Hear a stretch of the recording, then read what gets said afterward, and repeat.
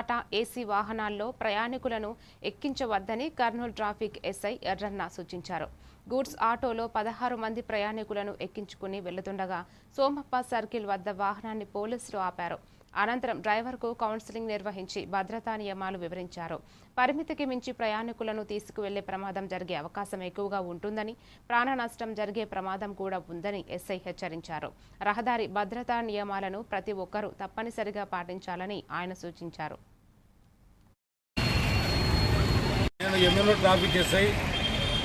ఎస్ఐగా పనిచేస్తున్నాను.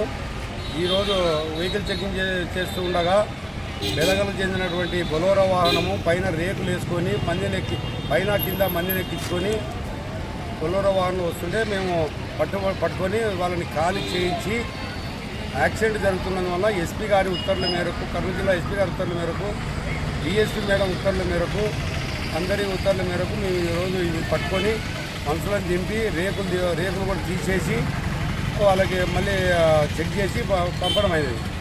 ఇది నేరాలు జరుగుతున్నాయి కాబట్టి ఈ విధంగా చేస్తున్నాం.